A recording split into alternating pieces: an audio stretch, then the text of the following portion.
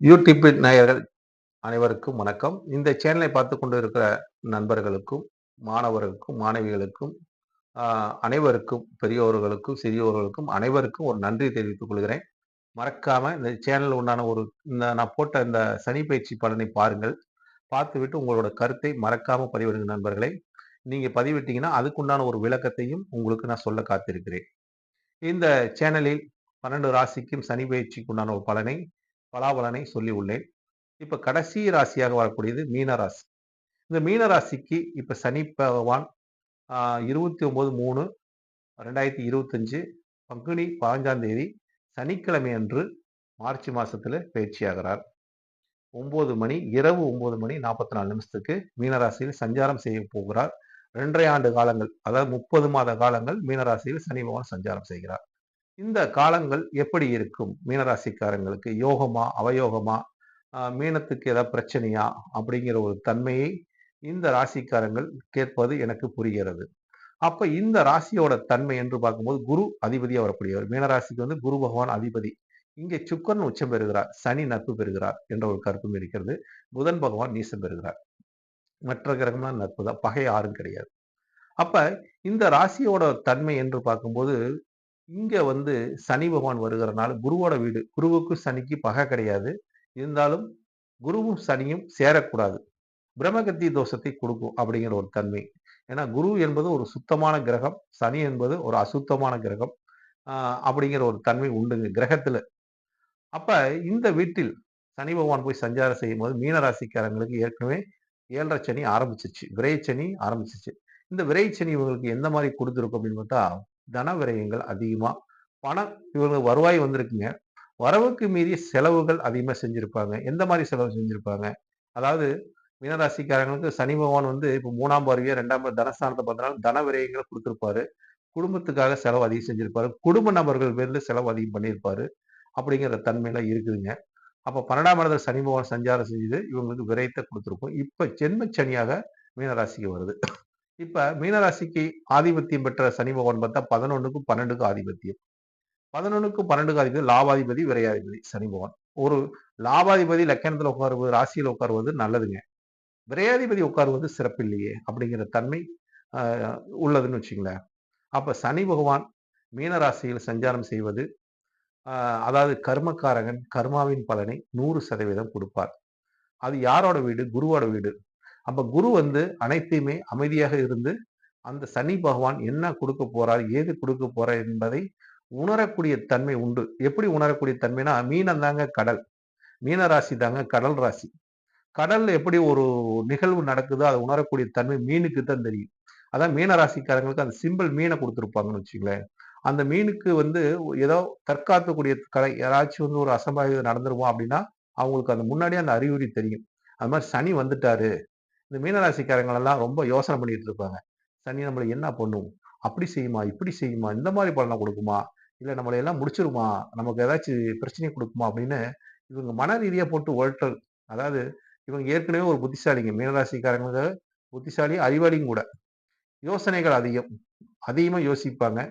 அதிகமா யோசிச்சு குறைவா செயல்படுவாங்கன்னு வச்சுக்கங்களேன். அந்த குறைவா செயல்படுவது நன்மை அளிக்கும்னு வச்சுக்கங்களேன். ஏன்னா, குரு பார்த்தால் கோடி நன்மை. சனி பார்த்தா தீமை. அப்படிங்கிற ஒரு தன்மை உண்டு. இப்ப குருவோட வீட்ல இருந்து சனி பார்க்க போறாரு. எங்கெங்க பார்க்க போறாரு? அது வேணுமில்ல. 3ஆம் இடத்தை பார்க்குறாரு.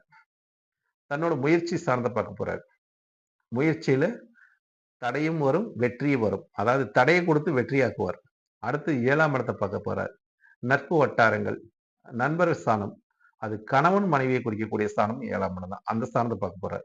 அவங்களுக்குள்ள ஒரு அந்யோன்யத்தில பிரச்சனை குடுப்பார். அப்படிங்கிற தன்மை. அடுத்தது தொழில் ஸ்தானத்த பார்க்குறார். ராசியில உட்கார்ந்து ஜென்ம ராசியில உட்கார்ந்து தொழில் சார்ந்தவர்.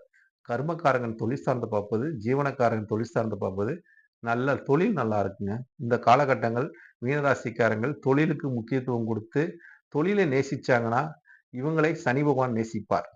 ஏன்னா, சனி பகவான் வந்து தொழிலுக்கு அதிபதிங்க.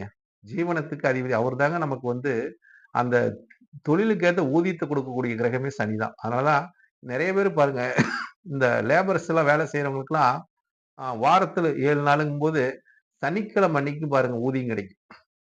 உழைச்சவங்களுக்கு ஊதியம் சனிக்கிழமை அன்னைக்கு கிடைக்கும். ஞாயித்துக்கிழமை ஃப்ரீயா விட்டுருவாங்க. அவங்க சுதந்திரமா நீங்க உங்களோட அதிகாரத்த செய்யுங்கன்னு சொல்லி விட்டுருவாங்க. சனிக்கிழமை தான் பணம் கிடைக்கும். இப்ப தொழிலாளிகளுக்கெல்லாம் பாருங்க சனிக்கிழமை தான் சம்பளம் எல்லா பக்கம். அவங்களுக்கு அந்த வேலைக்கு உண்டான ஊதியம் குடுத்தா அன்னைக்கு அவங்க வந்து ஹேப்பியா இருப்பாங்க.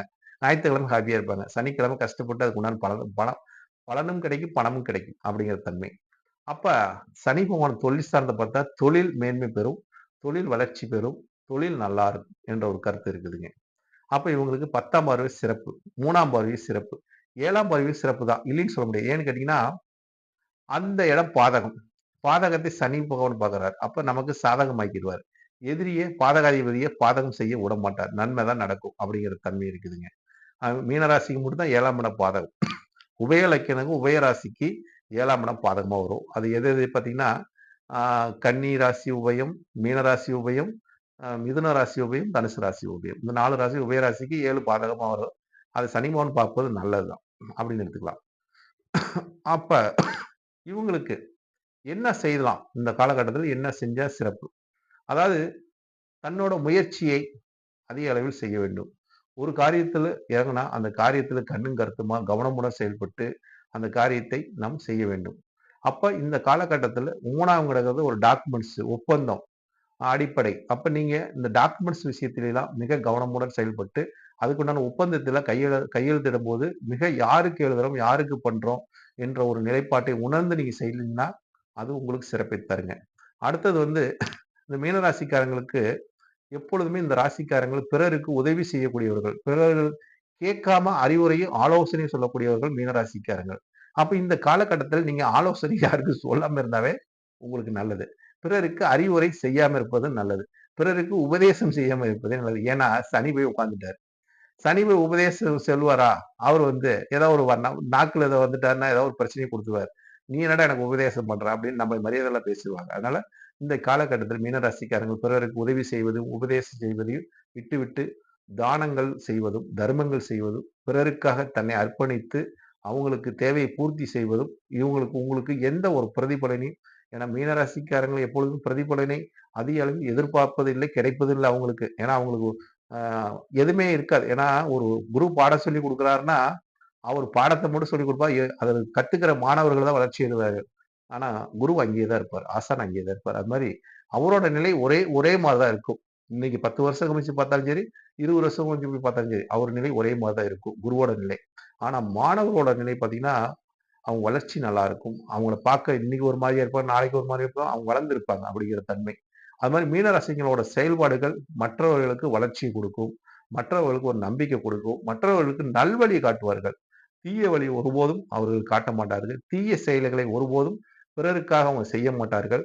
தான் உண்டு, தான் வேலை உண்டு. பிறருக்காக, தன் கௌரவத்துக்காக நன்மை செய்யக்கூடிய ராசியும் மீனராசிக்காரங்க தான். அப்ப இந்த ராசியில் சனி பகவான் போம்போது கர்மகாரகன். அப்ப இவரு குரு நல்லவர் தான். அதனால இவரு வந்து பெருசா பகை கிடையாது. சனிக்கும், குருவுக்கும் பகை கிடையாது.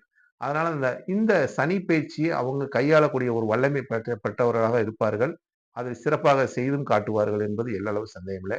இருந்தாலும் சனி பகவான் ஜ சென்மச்சனியாக அமர்வது உடல் ரீதியாக ஒரு பிரச்சனையை கொடுத்துக் கொண்டே இருக்கும். உடலை கவனமுடன் பார்த்துக் கொள்ள வேண்டும். சிறு சிறு பிரச்சனைகள் வந்தாலும் அதை உடனே நீங்க மருத்துவரோட சென்று ஆலோசனை பெற்று அதுக்குண்டான கவனிப்பு வேணும். உடலை கவனித்துக் கொள்ள வேண்டும். உடலை கவனித்தா தான் நீங்க அனைத்து விஷயத்தையும் கவனிக்க முடியும். நீங்க நல்லா இருந்தா தான் மற்றவர்கள் நல்லா இருக்க முடியும். நீங்க வாழ்ந்தா தான் மற்றவர்களை வாழ வைக்க முடியுங்கிற ஒரு நிலைப்பாடு மீனராசிக்காரர்கள் உள்ளது. அதனால சனி பகவான் அந்த ராசியில் இருந்து அவர்களை சோதனை பண்ணாலும், கர்மாவின் பலனை இந்தந்த காலகட்டத்தில் இன்னாருக்கு இத செய்ய வேண்டும் என்பது இருக்கும்போது, அதை செய்து காட்டி செய்து முடிச்சு இருந்தீங்கன்னா, அது உங்களுக்கு சிறப்பை தரும் நண்பர்களே. அதனால இந்த மாரி ஒரு சனி பகவானோட உண்மை நிலைப்பாட்டை உணர்ந்தீங்கன்னா, ஏன்னா மீனம் என்பது கடல். கடல் தண்ணி யாரும் குடிக்க முடியாதுங்க. அது மாரி மீனத்தில் இருக்கிறவங்களுக்கு அந்த மாரி அவங்களோட செயல்பாடுகள் அந்த மாரி இருந்து கொண்டே இருக்குன்னு வச்சுக்கங்களேன். அவங்களோட செயல்பாடுகள் மற்றவர்களுக்கு நன்மை அளித்தாலும், இவங்களுக்கு எந்த நன்மையும் கிடையாது. ஏன்னா, அத பருக முடியாது அப்படிங்கிற ஒரு தன்மை இருக்குது. இவங்களுக்கு அதுல எந்த ஒரு பயனும் இல்ல. அப்படிங்கிற மாரி, அந்த கடலில் எப்படி அந்த அலைகள் அடித்துக் கொண்டே இருக்கிறதோ, ஓயாமல் மீனராசிக்காரங்களும் தன்னோட வாழ்க்கை ஃபுல்லாவும் அந்த அலைகள் போல அந்த அலைகள் போல அவங்களோட மனசு ஓயாம அலைபாய்ந்து கொண்டே இருக்கும்.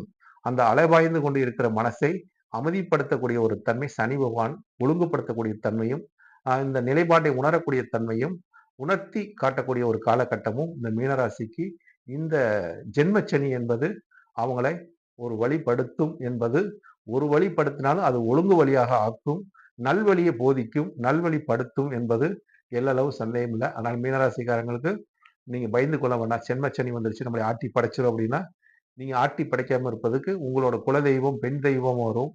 அந்த தெய்வம் வந்து ஆற்று பாசனம் அருகில் இருக்கக்கூடிய தெய்வமாக இருக்கும். அந்த தெய்வத்தை நீங்க வணங்க. குலதெய்வத்தை மீனராசிக்காரங்க வணங்குனாங்கன்னா, அவங்களுக்கு பாக்கியங்கள் அதிக அளவில் கிடைக்கும். அதே மாரி அவங்களுக்கு பாக்கியத்தை கொடுக்கக்கூடிய தெய்வமாக வருவது விருச்சிகம் ராசி. அப்ப விருச்சிகத்துல இருக்கிறது யாருன்னு பார்த்தீங்கன்னா, அங்கேயும் வந்து செவ்வாய் பகவான் இருக்கிறார். அப்ப செவ்வாய் பகவானை வழிபடுவது இவங்களுக்கு சிறப்பை தரும். அப்ப சந்திரனும், செவ்வாயும் சேர்ந்த ஆ நிலைப்பாட்டை உணரக்கூடிய தன்மைய பார்வதியும், ஆ அதாவது அங்காரகன் முருகனையும் வழிபடும்போது இவங்களுக்கு இந்த 7 சனியிலிருந்து ஒரு தப்பிக்கக்கூடிய தன்மையும், இந்த ஜென்ம சனியை இவங்களிருந்து ஒரு போக்கக்கூடிய ஒரு நல்ல ஒரு வலிமையை கொடுக்கக்கூடிய தன்மையும், மனதுக்கு வலிமையை கொடுக்கும், உடலுக்கு வலிமையை கொடுக்கும் என்பதை எள்ளளவு சந்தேகம் இல்ல. நீங்கள் இந்த ராசிக்காரங்கள் தான தர்மங்கள் செய்யும்போது ஒரு நீர்மோர்கள், ஒரு தண்ணீர் பந்தல் இதெல்லாம் அமைத்து பிறருக்கு தானம் செய்தீங்கன்னா, ஏன்னா உங்க ராசியே நீர்நிலை ராசிங்க. அதனால நீர்நிலையில வர்றது உங்க ஜென்மம் கடல் உப்பு தண்ணியா இருக்கிறதுனால, நீங்க வந்து ஒரு நீர் மோர்ல வந்து லைட்டா உப்பு சால்ட் போட்டு குடுப்பது நல்லது. அதே மாரி தண்ணி பாட்டில் தண்ணி வாங்கி குடுத்து தானம் குடுப்பது நல்லது. இந்த மாரி நீர் ஆகாரங்களை தானமாக குடுத்தீங்கன்னா, உங்களோட குலதெய்வத்தோட அனுகிரகம் பரிபூரணமா கிடைச்சு, அதிலிருந்து பலனடையக்கூடிய தன்மையும், பாக்கியங்களும் உங்களுக்கு நிறைவாக கிடைக்கக்கூடிய தன்மையும் உண்டாகும். இந்த காலகட்டங்கள், இந்த ஜென்மச்சனியை நீங்க கடந்து வருவதற்கு இந்த பரிகாரம் சிறப்பை தரும் நண்பர்களே. நன்றி, வணக்கம், வாழ்க வளமுடன். பரமத்தி வேலூர்லிருந்து சந்திரன். உங்கள் கருத்துக்களையும், உங்களோட விமர்சனங்களையும் இந்த சேனல் வழியாக கருத்தை பதிவிடுங்கள் கமெண்ட் பாக்ஸில. அதுக்குண்டான விளக்கத்தையும் எனக்கு நேரம் இருக்கும்போது நிச்சயமாக உங்களுக்கு பதிவளிக்கிறேன். வாழ்க வளமுடன், வாழ்க வளமுடன், வாழ்க வளமுடன். மீண்டும் ஒரு ராசி பலனை சந்திப்போம்.